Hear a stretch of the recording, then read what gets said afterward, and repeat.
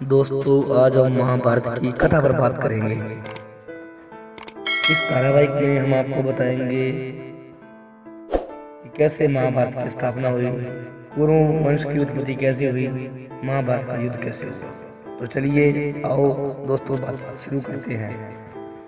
कुरु वंश की उत्पत्ति राजा कुरु से हुई थी। वे इस वंश के प्रथम पुरुष थे। राजा कुरु बड़े ही प्रतापी और शूरवीर और तेजस्वी थे। उन्हीं के नाम पर कुरु वंश की शाखाएं निकली और विकसित हुई। एक से एक प्रतापी और तेजस्वी वीर कुरु वंश में पैदा हुए थे। महाभारत के प्रसिद्ध पांडवों और कौरवों ने भी कुरु वंश में ही जन्म धारण किया था। महाभारत का युद्ध भी कुरु वंशों के मध्य हुआ था और जो पूरे 18 दिन चला था। अनुमान किया जाता है कि भारत में वर्णित कुरु वंश 1200 से 800 ईसा पूर्व के दौरान शक्ति में रहा होगा। पौराणिक मान्यता को देखें तो पता लगता है कि पांडवों अर्जुन के पोते अभिमन्यु के पुत्र प्रशिक्षित और महापद्यनंद का काल 382 ईसा पूर्व ठहरता है। कथा। कुरु कौन थे और उनका जन्म किसके द्वारा और कैसे हुआ, इन प्रश्नों पर वेद व्यास ने महाभारत में प्रकाश डाला है। कुरु वंश की कथा बड़ी ही रोचक और प्रेरणा देने वाली है, जो इस प्रकार है। राजा स्वर्ण। अति प्राचीन काल में हस्तिनापुर में एक प्रतापी राजा करते थे, जिनका नाम स्वर्ण था। राजा स्वर्ण सूर्य के समान तेजवान थे और अपनी राजा का बड़ा ही ध्यान रखने वाले थे। वे स्वयं कष्ट उठाकर भी अपनी प्रजा के कष्टों को दूर करने का पूरा प्रयत्न करते थे। स्वर्ण सूर्य देव के अनन्य भगत थे। वे प्रतिदिन बड़ी ही श्रद्धा के साथ सूर्य देव की उपासना किया करते थे। जब तक सूर्य देव की उपासना नहीं कर लेते, जल का एक घूंट वे कंठ के नीचे नहीं उतारते थे। तपसी से भेंट। एक दिन स्वर्ण एक पर्वत पर शिकार खेलने के लिए गए। जब वह हाथ में धनुष बाण लेकर एक पर्वत के ऊपर आखेट के लिए भ्रमण कर रहे थे, तब उन्हें एक अति सुंदर युवती दिखाई पड़ी। वह सुंदर युवती सुंदरता के शांति में ढली हुई थी। ऐसा जान पड़ता था कि प्रत्येक अंग को विधाता ने बड़ी ही रुचि के साथ संवार कर बनाया हुआ। स्वर्ण ने आज तक कभी ऐसी सुंदर युवती नहीं देखी। स्वर्ण मन को मोह लेने वाली इस युवती पर आसक्त हो गए। सब कुछ भूलकर उन्हें स्वयं को उस पर निछावर कर दिया और वह युवती के पास जाकर नेत्रों से उसकी ओर देखते हुए बोले, तनंगी, तुम कौन हो? तुम देवी हो, गर्दभ हो या किन्नरी हो? तुम्हें देखकर मेरा चित्त चंचल हो उठा है। तुम मेरे साथ गर्भ विवाह करके सुखो भोग करो। किंतु उस युवती ने स्वर्ण की बातों को उत्तर नहीं दिया। वह कुछ क्षणों तक स्वर्ण की ओर देखती रही और अदृश्य हो गई। युवती के दर्शन हो जाने पर अत्यधिक विकल हो गए। धनुष बाण फेंककर कुंडों की भांति विलाप करने लगे, सुंदरी, तुम कहाँ चली गई? जिस प्रकार सूर्य के बिना कमल मुरझा जाता है, जिस प्रकार जल के बिना पौधा सूख जाता है, उसी प्रकार तुम्हारे बिना मैं जीवित नहीं रह सकता। तुम्हारे सौंदर्य ने मेरे मन को चुरा लिया है। तुम प्रकट होकर मुझे बताओ कि तुम कौन हो और तुम्हें किस प्रकार पा सकता हूँ। तो फिर तपती का कथन। स्वर्ण की ऐसी अवस्था और वैज्ञानिक से युवती पुण्य प्रकट हुई। मैं स्वर्ण की ओर देखते बोली, राजन, मैं स्वयं आप पर मुग्ध हूँ, किंतु मैं अपने पिता की आज्ञा के वश में हूँ। मैं सूर्य देव की छोटी पुत्री हूँ। मेरा नाम तपती है। जब तक मेरे पिता आज्ञा नहीं देंगे, मैं आपके साथ विवाह नहीं कर सकती। यदि आपको मुझे पाना है तो मेरे पिता को प्रसन्न कीजिए। वह युवती अपने कथन को समाप्त करती हुई पुण्य अदृश्य हो गई। स्वर्ण पुण्य उम्दों की भांति विलाप करने लगे। आकुलित होकर पृथ्वी पर गिर गए। तपती की पुकार से पर्वत को ध्वनित करने लगे। स्वर्ण तपती को देख पुकारते धरती पर गिरकर बेहोश हो गए। जब उनकी चेतना वापस आई तो पुण्य ने तपती स्मरण हो आई। उन्हें तपति का वह कथन भी समझ में हुआ कि यदि मुझे पाना चाहते हो तो मेरे पिता सूर्य को प्रसन्न कीजिए, उनकी आज्ञा में आपसे विवाह ही कर सकती हूँ। सूर्य देव द्वारा अवस्वर्ण की परीक्षा। स्वर्ण की रघु में विद्युत की तरह तरंग से डोल उठी। वह मन सोचते रहे कि तपती को पाने के लिए सूर्य देव की आराधना करेंगे। उन्हें प्रसन्न करने में जब कुछ भूल जाएंगे, सब कुछ भूल जाएंगे। स्वर्ण सूर्य देव की आराधना करने लगे। धीरे धीरे सालों बीत गए। स्वर्ण तप करते रहे। अंत में सूर्य देव के मन में स्वर्ण की प्रशिक्षा लेने का विचार उत्पन्न हुआ। रात्रि का समय था, चारों ओर सन्नाटा छाया हुआ था। स्वर्ण नेत्र बंद किए हुए ध्यान की मुद्रा में विराजमान थे। सहसा उनके कानों में किसी की आवाज आई, स्वर्ण तू जहाँ तप में संलग्न है, तेरी राजधानी अग्नि में जल रही है। यह कथन सुनने पर स्वर्ण चुपचाप अपनी जगह बैठे रहे। उनके मन में रंच मात्र भी दुख पैदा नहीं हुआ। उनके कानों में पुनः दूसरी आवाज सुनाई दी, स्वर्ण तेरे कुटुंब के सभी लोग अग्नि में जलकर मर गए, किंतु फिर भी राजा स्वर्ण हिमालय के समान दृढ़ होकर अपने स्थान पर ही जमे रहे। उनके कानों में पुनः तीसरी बार कंठ स्वर सुनाई पड़ा, स्वर्ण तेरी प्रजा अकाल की अग्नि में जलकर भस्म हो रही है। तेरे नाम को सुनकर लोग थू थू कर रहे हैं। इस पर भी स्वर्ण दृढ़तापूर्वक तप में लगे रहे। उनकी दृढ़ता पर सूर्य देव प्रसन्न हो उठे। उन्होंने प्रकट होकर कहा, स्वर्ण मैं तुम्हारी दृढ़ता पर मुग्ध हूँ, बोलो तुम्हें क्या चाहिए। तपती से गया। स्वर्ण सूर्य देव को प्रणाम करते हुए बोले, देव मुझे आपकी पुत्री तपती को छोड़कर कुछ नहीं चाहिए। कृपया करके मुझे तपती को देखकर अपने जीवन की कर्तार्थ कीजिए। भगवान सूर्य ने देव ने प्रसन्नता की मुद्रा में उत्तर दिया, स्वर्ण मैं सब कुछ जानता हूँ, तपती ने ही तुमसे प्रेम करती है। आज से तपती तुम्हारी है। सूर्य ने मेरी पुत्री तपती का स्वर्ण के साथ विधिवत विवाह कर दिया। स्वर्ण तपती को लेकर उसी पर्वत पर रहने लगा।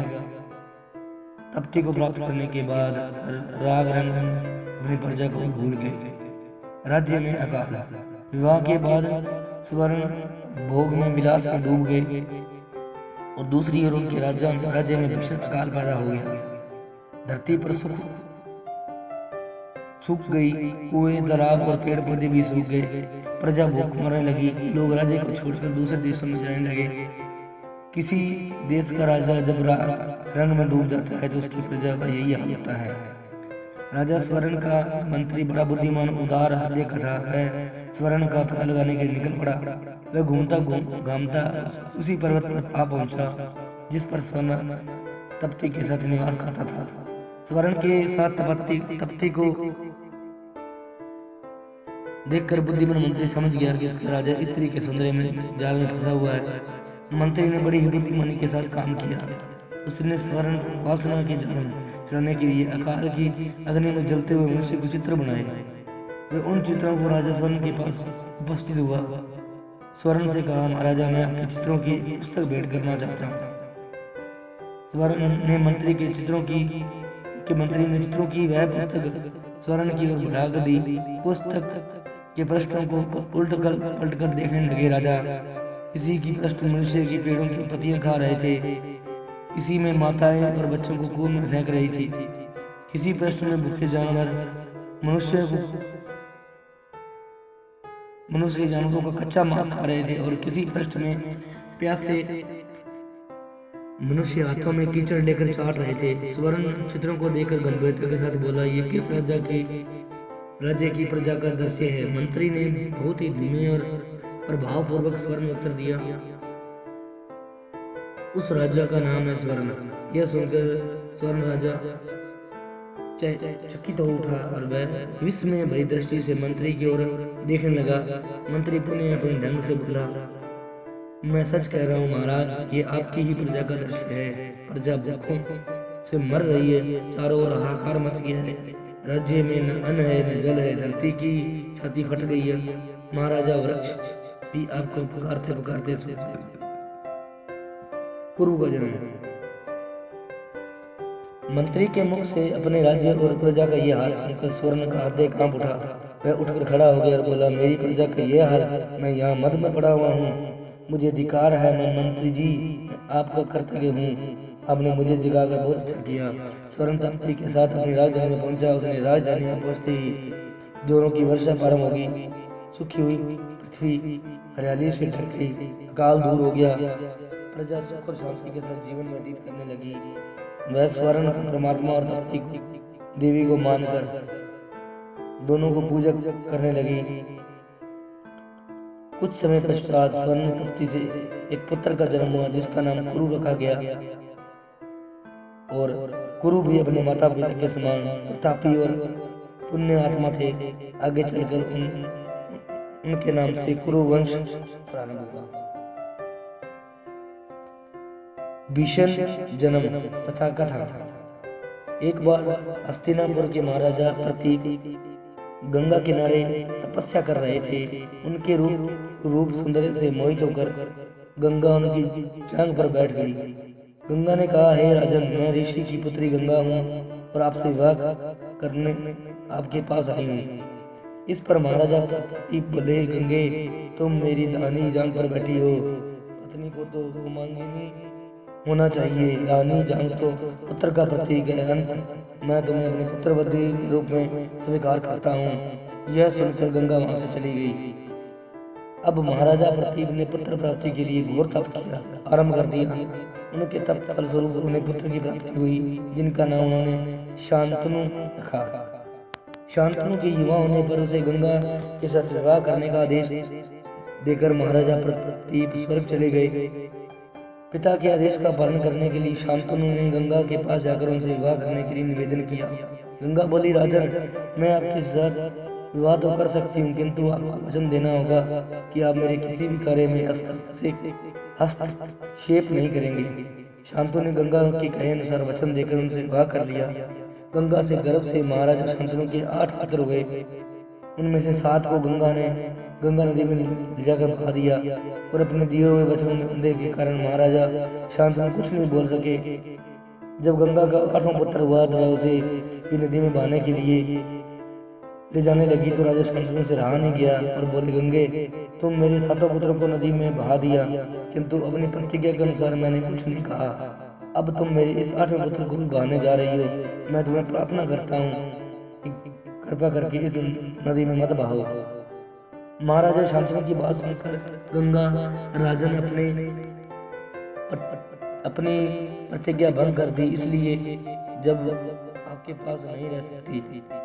इतना कहकर गंगा अपने पुत्र के साथ अंतर ध्यान हो गई। तत्पश्चात महाराजा शांतनु ने 36 वर्ष ब्रह्मचार्य व्रत धारण करके व्यतीत कर दिए। फिर भी एक दिन उन्होंने गंगा किनारे जाकर गंगा से कहा, गंगे, आज मेरी इच्छा से इस बालक को देखने की हो रही है जिसे तुमने अपने साथ ले गई थी। गंगा एक सुंदर स्त्री के रूप में उस बालक के साथ प्रकट हो गई तो बोली, राजन, ये आपका पुत्र है तथा इसका नाम देवव्रत है, इसे ग्रहण करो। ये पराक्रमी है, होने के साथ विद्वान भी होगा। अस्त्र विद्या में यह परशुराम के समान होगा। महाराज शांतनु ने अपने पुत्र देवव्रत को पाकर अत्यंत प्रसन्न हुए और उसने अपने साथ हस्तिनापुर लेकर युवराज घोषित कर दिया।